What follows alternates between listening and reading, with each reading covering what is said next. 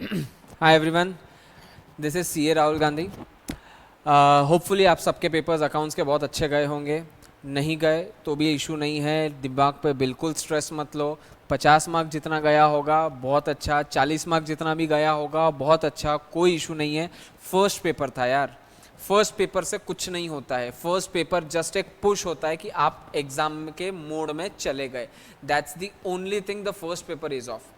बाकी कोई इशू नहीं है, कोई बात नहीं। इसका कवरेज हम सेकंड पेपर लॉ में कर देंगे, और अगर आपका पेपर अकाउंट्स का अच्छा गया तो बात ही नहीं खत्म हो गई है पे। लेकिन लॉ में हमको 60 मार्क्स कैसे लेकर आना है, इसके लिए एक शॉर्ट एडवेंचर, एक शॉर्ट ये रहेगा, जर्नी रहेगा, जिसके थ्रू आपको यही पैटर्न में पढ़ना है। फाइन, चलो अब सबसे पहले क्या करना, मैं अज्यूम कर रहा हूं कि जब भी आप ये वीडियो देख रहे हो तो लगभग 5 से 6 बजे के बीच का टाइम होगा ये, ठीक है? क्योंकि 5 बजे आपका पेपर छूटा होगा, आप सेंटर से अपने घर पहुंचे होंगे, घर सेट होने के बाद में, घर पे आने के बाद में थोड़ा सेट हुआ होगा आपका, तो ये सब के बाद में अराउंड एक आध घंटे का मैं मार्जिन पकड़ रहा हूं। अब घड़ी में बजी होगी 6। अब आपको करना क्या है, सबसे पहले 6 से लेके 7:30 या मान लीजिए 8 बजे तक, 7:30 से 8 बजे तक सिंपली स्टार्ट विथ एलएलपी। थोड़ा मूड लाइट रहेगा। एलएलपी में आपको भी पता है ऐसा कुछ होने नहीं वाला है, डायरेक्ट क्वेश्चन आते हैं, 5 से 6 क्वेश्चन बनते हैं। जिन्होंने अपने पेपर्स, जिन्होंने क्लास में किया है उनको पता है कि हार्डली 5 से 6 क्वेश्चन ही बन रहे हैं, वो भी डायरेक्ट क्वेश्चन होते हैं। Fine, so first thing LLP hit कर दो। 8 बज गई, 8 बजे उठकर सबसे पहले तो खाना खा लो, ठीक है? तो मैं अज्यूम कर रहा हूं आप 8 से लेके 8:30 बजे तक आपका डिनर का टाइम निकाल रहे हो। अब 8:30 बजे आप शार्प पढ़ने बैठ जाओ। हो सके तो ये जो डिनर के टाइम है, इस डिनर के टाइम पे अपनी जो एंग्री बर्ड बुक है, जो एंग्री बर्ड समरी बुक है, वो रीड करना स्टार्ट रखो। क्योंकि वो छोटी बुक है, वो एनीवेज आप पेज पलटते पलटते वो बुक भी खत्म हो जाएगी। वो समरी बुक बहुत ज्यादा इंपॉर्टेंट है, मार्क माई वर्ड्स, याद यही आएगा जो समरी बुक में लिखा है, ठीक है? अब 8:30 बजे बैठ रहे हो, 8:30 बजे से लेके ऑनवर्ड्स अब सबसे पहले उठाओ कंपनीज एक्ट। कंपनीज एक्ट को खत्म करो। सर कंपनीज एक्ट को खत्म करना मतलब करना क्या है? कंपनीज एक्ट को खत्म करने के लिए याद करो, अपन ने कंपनीज एक्ट के टोटल 13 कॉन्सेप्ट्स लिए थे। Concept number 1 incorporation of a company, applicability of company, हाँ इसमें ऐसा ऐसा होता है। Concept number 2 characteristics of company, अच्छा इसमें ऐसा ऐसा होता है। अब इसमें ऐसा ऐसा होता है, ये एक बार आपने समरी कर लिया। अब इसके अंदर आप क्या लिखोगे, वो मसाला भी उतना ही ज्यादा इंपॉर्टेंट है, तो वो मसाले को टाइम दे दो। हेड पॉइंट्स आपको अभी भी याद आएंगे, कल भी याद आएंगे, लेकिन अंदर का मसाला वो जल्दी याद नहीं आएगा, तो टाइम पहले उसको दो। कंपनीज एक्ट का आपने पहले किया थ्योरी। थ्योरी करने के बाद करो उसका question bank. Sir question bank क्या पूरा करना है क्या? बिल्कुल नहीं, क्वेश्चन बैंक पूरा करने का आपके पास में टाइम ही नहीं रहेगा। एक एक क्वेश्चन नहीं उठा सकते हो, लेकिन आप देखकर समझ सकते हो कि अच्छा ये वाला क्वेश्चन मुझे देखना है, ये वाला क्वेश्चन मुझे देखना है, ये वाला क्वेश्चन मुझे देखना है। ये करके आज का पढ़ाई यहीं पे स्टॉप कर दो। अरे सर ऐसा थोड़ी होता है, कॉन्ट्रैक्ट एक्ट होगा, पार्टनरशिप, और वहां पे पूरा बीसीआर बचा है। शांति, मैं सब बता रहा हूं। ये होने के बाद में लॉ को छोड़ दो, अब उठाओ बीसीआर। सर बीसीआर में क्या करना है? बीसीआर में सबसे पहले तो देख लो सारे फॉर्मेट्स, गो थ्रू कर लो फॉर्मेट्स कैसे होते हैं। क्या देखना क्या है? हर फॉर्मेट को आप 5-5 मिनट भी दोगे तो 10 फॉर्मेट तो है भी नहीं आपके पास जो आपको 1 घंटा लगेगा। उसके बाद में 2018 और 2019 ये 2 साल पकड़ो। ये 2 साल की आरटीपीज, 2 साल की एमटीपीज और इन्हीं 2 साल के पेपर्स, इसमें का सिर्फ बीसीआर वाला पार्ट। अब मेरे को एक बात बताओ, बीसीआर में अनसीन पैसेज देखकर आप क्या ही कर लोगे? आपको जो मेन देखना है वो सबसे पहले देखना है कि सर नोट राइटिंग कैसा होता है। सेकंड आपको देखना है active and passive voice. Sir active और पैसिव वॉइस के पूरे क्वेश्चन सॉल्व करना, पूरे थ्योरी रीड करना है क्या? नहीं, जो पेपर में क्वेश्चंस आए थे उन पेपर्स के क्वेश्चंस को देखने के, क्वेश्चन सोचो आंसर देखो, क्वेश्चन सोचो आंसर देखो, और गलत आता है तो डीमोटिवेट नहीं होना है, ठीक है? अभी मैं इसको फर्स्ट टाइम पढ़ रहा हूं, ऐसा पढ़ के उसको कर लो। एग्जाम में क्या आएगा हमको भी नहीं पता है। थर्ड थिंग आपको उसमें का करना है, that is letters. Sir letters का क्या? वो तो ऊपर फॉर्मेट देख लिया ना। अरे फॉर्मेट से कुछ नहीं होता। लेटर्स में आपको ये भी देखना पड़ेगा कि सर स्टार्ट कैसे करते हैं, एंड कैसे करते हैं, ठीक है? अब आपने जो फॉर्मेट देखा होगा और जो 2018-19 के फॉर्मेट होंगे, उसका फॉर्मेट थोड़ा बहुत शफल हुआ होगा। Stick to this current this format. Format current होना चाहिए, सिर्फ कंटेंट का स्टार्ट कैसे है एंड कैसा है वो देखना है, खत्म। इतना करके सो जाओ, साउंड स्लीप ले लो मिनिमम 6 आवर्स की, लेकिन ढोर जैसे 10 घंटे भी नहीं सोना है, ठीक है। 6 घंटे की नींद, 7 घंटे की नींद लिया, खत्म। अब आए हम नेक्स्ट डे पे, दैट इज सैटरडे। मैं अज्यूम कर रहा हूं आप उठो कितने भी बजे, मैं अज्यूम कर रहा हूं कि आप 7 AM को पढ़ने बैठ जाओगे, ठीक है।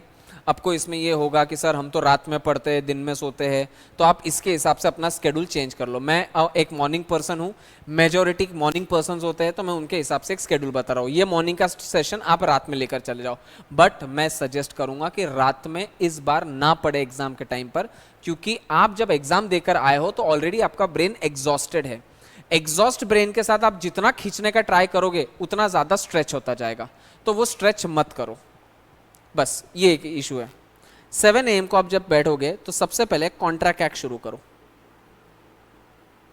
कॉन्ट्रैक्ट एक्ट शुरू करने के लिए यूनिट 1 से यूनिट 6 नहीं जाना है, यूनिट 6 से यूनिट 1 के तरफ जाना है। सर फर्स्ट वाले फंडामेंटल्स पढ़ के क्या ही कर लोगे, what are the basic elements of valid contract, agreement की डेफिनेशन, वो सब आने ही वाला है। लास्ट में जो हमारी कंटिंजेंट कॉन्ट्रैक्ट्स और क्वाजी कॉन्ट्रैक्ट शुरू होते हैं, वहां से लेके फर्स्ट तक जाना है। मैं अज्यूम कर रहा हूं ये 7 से लेके ये एक्सरसाइज आपकी 10 बजे तक की हो जाती है। मैंने अब तक ब्रेकफास्ट का टाइम नहीं दिया है और ब्रेकफास्ट अभी तक आपने किया भी नहीं है। आपको जो भी ब्रेकफास्ट करना है बुक के साथ बैठकर करो। अब 10 बजे उठकर आपका, मैं सोच रहा हूं कि कॉन्ट्रैक्ट एक्ट खत्म हो चुका है 10 बजे तक। 10 बजे के बाद में आप 10 से 10:30 बजे तक का अपना ब्रेकफास्ट का ब्रेक ले लीजिए। 10:30 बजे के बाद 10:30 से 12:30 ये 2 घंटा आपका क्वेश्चन बैंक रहेगा, that is question and answers. किसके? इंडियन कॉन्ट्रैक्ट एक्ट 1872 के। ये आपका क्वेश्चन बैंक का टाइम आ गया।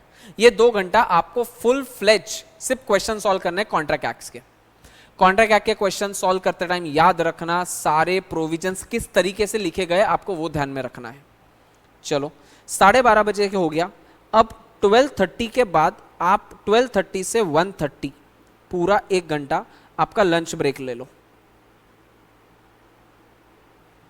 लंच ब्रेक ले लो, बिंदास ले लो 1 घंटे का। अब जब आप 1:30 को बैठोगे तो 1:30 से आप लगभग 3:30 तक पहले करोगे सेल्स ऑफ गुड्स एक्ट, क्योंकि इंडियन कॉन्ट्रैक्ट एक्ट के बाद में जो सबसे इंपॉर्टेंट चैप्टर है वो सेल्स ऑफ गुड्स एक्ट है। इसके बाद में 3:30 से 5 PM तक आप करोगे इसका question answers, that is question bank. Then 5 से 5:30 तक आपका रहेगा ब्रेक। इसमें आपको जो भी हाई टी, चाय, कॉफी लेना है आप वो ले लीजिए। देन 5:30 to 7:30 आप करोगे पार्टनरशिप एक्ट। क्लियर है यहां तक? 7:30 के बाद में 15 मिनट्स का अपने आप को थोड़ा कूल डाउन का ब्रेक दे दो, क्योंकि अब प्रेशर बढ़ चुका है, क्योंकि अगले एक दिन पर एग्जाम आ चुकी है। 7:45 से 8:45 या 8:30 आप करोगे क्वेश्चन एंड आंसर्स। सॉरी इतने देर में थोड़ी खत्म हो जाएंगे, मैंने नहीं बोला खत्म करना है। 8:30 से 9 ये आपका डिनर का टाइम है, लेकिन डिनर आप करोगे एंग्री बर्ड के साथ। एंग्री बर्ड बुक हाथ में लेकर ही आप डिनर करोगे, और एंग्री बर्ड में वो सारे चैप्टर्स पढ़ोगे जो एक दिन पहले पढ़ा था, that is companies and LLP। Morning में जो पढ़ा था इंडियन कॉन्ट्रैक्ट एक्ट, और इसके पहले जो पढ़ा था सोगा, ये सबको कंप्लीट करो। देन अगेन 9 to 10 ये आपका है question and answers of partnership act, खत्म। ठीक है, अब यहां तक हम आ गए। अब क्या करेंगे? अब उठाएंगे 10 ऑनवर्ड्स 2020 एंड 2021 का BCR। फॉर्मेट्स ऑलरेडी देख चुके थे, एक्टिव पैसिव का सिर्फ प्रैक्टिस ही करना था। इसके टाइम पर आप 10 ऑनवर्ड्स उठाओगे अपने सारे BCR वाला पार्ट। एनीवेज आपने जो फॉर्मेट देखा था बस आपसे प्रैक्टिस करना ही बचा हुआ है, तो ये सारी चीजें आप कर लोगे। रात को सोने के पहले फिर से एक बार एंग्री बर्ड सीरीज पूरा पढ़कर सोंगे, बिल्कुल फटाफट हो जाएगी, समरी बुक है, करेक्ट है। तो बिफोर स्लीप एक और बार एंग्री बर्ड। अब जब नेक्स्ट मॉर्निंग उठोगे, दैट इज योर टाइम। आपको क्या कौन कौन से सेक्शंस है जिस पे आपको फोकस करना है, आपको कौन कौन सी चीजें जो उठाकर पढ़ना है, वो चीजें आपको पढ़ लेनी है। That's it, that is the whole idea. आपको इस स्ट्रक्चर से करना है, ये स्ट्रक्चर कंपल्शन है, ऐसा कुछ नहीं है, आप अपने स्ट्रक्चर से कर सकते हो। बट बहुत सी बार बच्चों को ये समझ नहीं आता कि शुरुआत कहाँ से करें। जिनको समझ नहीं आ रहा शुरुआत कहाँ से करें, if I had been in your position this would be my focus. मैं इसी स्ट्रक्चर के हिसाब से अपना काम करता। पार्ट 1 खत्म हुआ, पार्ट 2 की बात करते हैं, हाउ टू राइट पेपर। आपको पता ही है कि पेपर कैसे लिखते हैं, मुझे एक्स्ट्रा कुछ नहीं बताना है। जब भी कोई केस लॉ आता है, पहला पार्ट हमेशा प्रोविजन रहेगा, सेकंड पार्ट हमेशा फैक्ट्स ऑफ द केस रहेगा, मतलब जो क्वेश्चन में दिया है, और थर्ड पार्ट हमेशा कंक्लूजन रहेगा। आपको पैराग्राफ वाइज में इसको बनाकर लिखना है, ठीक है। सर पहले हम बीसीआर से शुरुआत कर सकते हैं क्या? Answer is big no. Sir ऐसा क्यों? बीसीआर भी तो क्या आपने तो बोला ही था कोई भी पार्ट कर सकते हो। यस मैं अग्री करता हूं, मैंने बोला था आप कोई भी पार्ट कर सकते हो। प्रॉब्लम इज अगर आप लॉ के पेपर में बीसीआर से स्टार्ट करते हो तो सामने वाला चेकर सोचता है यार ये क्या बंदा है, 60 मार्क का छोड़ के पहले 40 मार्क का करने बैठा है, और ये लॉ के पेपर में बीसीआर के भरोसे आया। It does not Impress a good impression. इसीलिए बीसीआर को सेकेंडरी पार्ट ही करना है। सर पास होने के लिए एक कोई फॉर्मूला बता दो कि बस ये कर लो आप पास हो जाओगे। एक बढ़िया फॉर्मूला है, 100 मार्क्स का पेपर लिखकर आना है। अगर आप ये 100 मार्क का पेपर लिखकर आते हो, आप डैम श्योर है आप 55 के ऊपर आना ही आना है आपको। सर मुझे नहीं आता है, कोई एक क्वेश्चन है जो मेरे को बिल्कुल ही नहीं आता, तेरे को कुछ तो आएगा। अगर तूने सच में 5 महीने 4 महीने 3 महीने 2 महीने भी पढ़ाई किया होगा तो तुझे लिखते आएगा। मैं बोल ही नहीं रहा हूं तू एप्रोप्रिएट लिखेगा। तुझे पूछा गया कि फ्रांस का प्राइम मिनिस्टर कौन है और तू बता रहा है कि तूने आज सब्जी में खाने में सब्जी कौन सी खाई थी, दोनों का कोई रिलेशन नहीं है, फिर भी तू लिख पाएगा। इतना ही अनरिलेटेड अगर टॉपिक्स रहे तो भी आंसर लिखकर आना है। नहीं लिखकर आओगे तो कोई पुरस्कार मिलने वाला है तुमको, नहीं लिखकर आओगे तो कोई नेगेटिव मार्किंग मिलने वाले है तुमको। व्हाट इफ अगर तुमने स्टार्टिंग का पेपर इतना जोरदार लिखा है कि वो जो एग्जामिनर है वो तुम्हारे आखिरी के आंसर्स चेक ही नहीं कर रहा है, उसने चेक ना करते हुए नजरअंदाज से तुमको 8 में से 3 मार्क दे दिए, तुम्हारे ये 3 मार्क कहां काम आएंगे तुमको भी नहीं पता है। मेक श्योर तुम पेपर 100 मार्क का अटेम्प्ट करके आओ। 100 मार्क का अटेम्प्ट कैसे होगा? स्पीड से। एक बार पेपर आया मुंडी ऊपर उठा के देखने का भी नहीं, जब तक 3 घंटे खत्म नहीं हो जाते मुंडी नीचे ही रहेगी, बिल्कुल ऊपर नहीं उठेगी। पेपर सॉल्व होता है, मेरी गारंटी है। पेपर 100 मार्क्स का सॉल्व करना है। सर क्वेश्चंस को जंबल कर सकते हैं या सीक्वेंस में जाना पड़ेगा? बिल्कुल शफल कर सकते हो, कोई जरूरी नहीं कि आप क्वेश्चन नंबर 1 से स्टार्ट करो। क्वेश्चन नंबर 7 पहले लिखो, क्वेश्चन नंबर 3 बाद में लिखो, 5 पहले बाद में लिखो, फिर 4 लिखो, फिर 3 लिखो, 2 लिखो, 1 लिखो, चलेगा। बट क्वेश्चन नंबर 3 में ए बी सी है, इसको पहले बी फिर सी फिर ए नहीं। क्वेश्चन नंबर 1 2 3 में पहले कोई भी क्वेश्चन लिखो, लेकिन क्वेश्चन नंबर 3 में ए बी सी है तो वो ए बी सी ही रहेगा। आपको ए आ रहा है, बी नहीं आ रहा है, सी आ रहा है, तो बी के लिए 1 पेज 1.5 पेज छोड़ दो। आपको पता है आप कितना लिखने वाले हो, उसके लिए जगह छोड़ दो, चलेगा। बट लिखकर आना है, ब्लैंक कुछ नहीं छूटना चाहिए। प्रेजेंटेशन ऐसा करो कि क्वेश्चन के अंदर घुसने की उसको नौबत ही ना पड़े, ऐसा इतना जोरदार प्रेजेंटेशन रखो। प्रेजेंटेशन का मतलब हैंड राइटिंग नहीं होता, तुम्हारी हैंड राइटिंग खराब है, 3rd क्लास है, तो भी कोई फर्क नहीं पड़ता। बात कर रहा हूं प्रेजेंटेशन, नीटनेस एंड टाइडीनेस की। अगर अपना पेपर आप इतने हिसाब से लिखते हो, आपका पेपर अंदर घुसकर चेक नहीं होगा, ऊपर ही ऊपर से वो देख लिया जाएगा।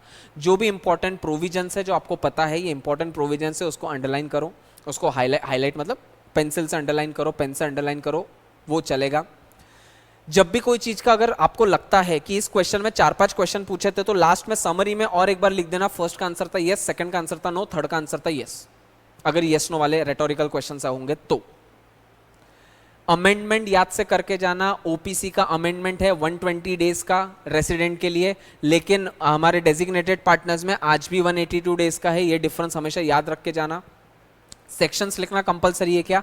प्राइवेट का लिख लो, पब्लिक का लिख लो, ओपीसी का लिख लो, एनपीओ का लिख लो, खत्म। इसके अलावा कुछ मत लिखो, कोई सेक्शन लिखना जरूरी नहीं है, ना सीपीटी, ना आईपीसीसी, ना फाइनल, तीनों में एक आधा सेक्शन भी लिख कर नहीं आया हूं, फर्स्ट अटेम्प्ट चार्टर्ड हूं, इसीलिए बोल रहा हूं सेक्शन लिखने का कुछ मतलब नहीं है।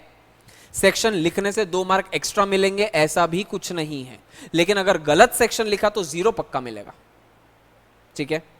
ये एक फंडामेंटल बेसिक चीजें थी। इसके अलावा भी आपको कोई तकलीफ जाती है, कुछ क्वेरी है, कुछ डाउट है, ये मेरा नंबर है।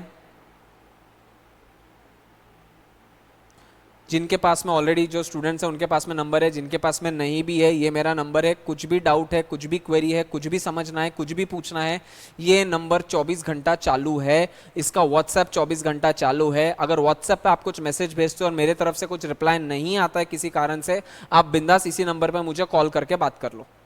टाइम देखकर कॉल करने की जरूरत नहीं है। आपको रात में पढ़ते टाइम कुछ क्वेरी आ रही है, ये नंबर है, इस पर कॉल करो, अपने डाउट्स क्लियर करो, जो भी दिक्कत आ रही है अभी की अभी बात करके खत्म करो, ठीक है। चलो, wish you all the very very best. मेरे को पता है तुम लोगों ने पढ़ा है, तुमने कितना पढ़ा है, क्या पढ़ा है, मैंने नहीं देखा, उसने, तुमने नहीं देखा, तुम्हारे घर वालों ने नहीं देखा, उसने देखा है, वो जस्टिस करेगा। उसके मैजिक पर भरोसा रखो, तुम्हारी प्रेयर्स वो सुनेगा।